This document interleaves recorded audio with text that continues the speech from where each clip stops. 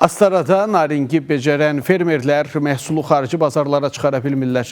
Məhsul yığımı başlasa da soyuducu kameraların olmaması fermerlərin işini çətinləşdirib. Deyirlər ki, saxlamaq üçün şəraitimiz olmadığından məhsulu dəyər dəyməzinə satırıq ki, bunun da xərci borcunu ödəmir. Artıq bir neçə gündür ki, sitrus bağlarında naringi yığımına başlanılıb. Qeyri-sabit hava şəraiti meyvəyə də, məhsuldarlığa da mənfi təsir göstərib. İlk yığımda 1 manat 1 manat 50 qəpiyə satılan məhsul indi 30-70 qəpiyə təklif olunsa da alıcı yoxdur. İndi zəifliyib də. İndi zəifdir. Xərci çox çıxır. Əziyyət, pul, nə bilim, pahala pulu, nə darımı dedim də qabaq, hər şey.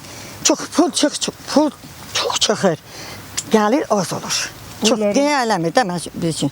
Hazırda bağlarda naringinin tez yetişən sortu olan karli yığılır. Fermerlər deyir ki, əsas problem məhsulu xarici bazarlara çıxartmaqdır. Havanın çox quraqlıq keçməsinə baxmayaraq yayda bu məhsulun keyfiyyətinə təsir edib. Ona görə xarici bazarlara keyfiyyətli məhsul göndərmək lazımdır. O keyfiyyətli məhsullarda hər kəndçinin həyətində azdır. Miqdarı azdır. Ona görə biraz o sıxıntımız var. Ona görə biz bu məhsulun alışına da təsir edir, qiymətə də təsir edir. Yəni məhsulumuz qalır, zay olur. Təsəvvür edin, bugünkü gündə əgər bunun qiyməti, yerli maldır, hala yerli, karlı deyil.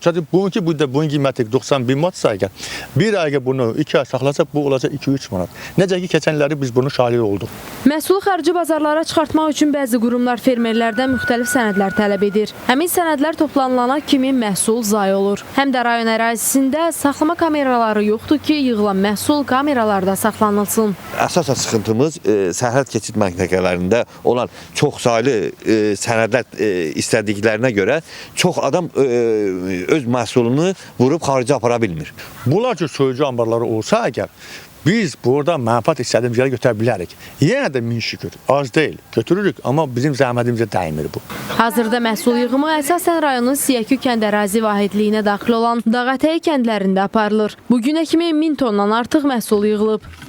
Bizə dəfələrlə müraciət olunub əhali tərəfindən ki, saxlama kamerası, bu ərazimiz böyükdür, saxlama kamerası üçün şərait yaradılsın, tikilsin, ki, məhsullarını orada müəyyən vaxt saxlasınlar ki, bir yaxşı qiymətə sata bilsinlər.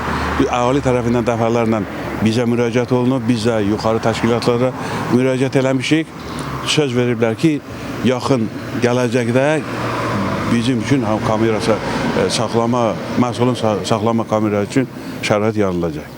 Qeyd edək ki, yaxın günlərdə bağlardan yerli və elit sort naringilərin yığımına başlanılacaq. Rövşən Almazoğlu, Diana Cəlali, Space Xəbər, Astara.